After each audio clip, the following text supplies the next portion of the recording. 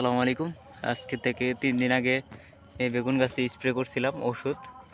আমি মূলত সন্ধ্যার সময় স্প্রেটা করি, কারণ সন্ধ্যার সময় পোকামাকড়গুলা বাইর হয় এবং সন্ধ্যার সময় কাটে বেশি। আর এই যে দেখেন আমি বেগুনের জমির ভিতরেই মেশিনটা রেখে গেছিলাম, এখন স্প্রে করবো। আর এক ভাই বলছিল এক সপ্তাহ পরে একটা ভিডিও দেওয়ার জন্য, কেমন ফল সেটিং হচ্ছে দেখানোর জন্য।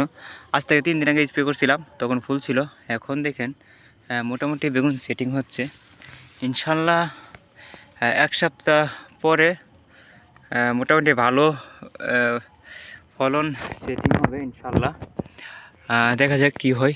আর দেখেন মাশাল্লাহ আমার বেগুনে কোনো রকম পোকা নাই, একদম সম্পূর্ণ নিখুঁত বেগুনটা করার চেষ্টা করতেছি। এই যে উপর হয়ে আছে, ওই দিকে আর বেগুন আছে।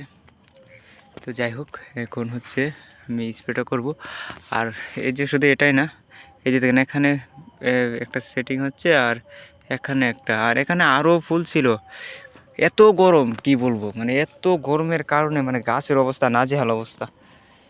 এই হচ্ছে আমার গাছ। এই যে দেখেন আরেকটা জিনিস, এখন দেখেন এই দেখছেন গাছের এই পাতা নিচগুলা দেখা যাচ্ছে। আমি যদি আর কিছুক্ষণ পরে আসি, এই যে দেখেন এটা সোজা হয়ে যাচ্ছে।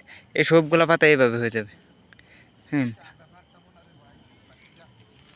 তখন এইভাবে দিলে আপনার পাতার নিচে ওষুধটা পড়বে এবং পোকাটা তাড়াতাড়ি মারা যাবে। তো ওইভাবে দেওয়ার চেষ্টা করবেন। আল্লাহ হাফেজ।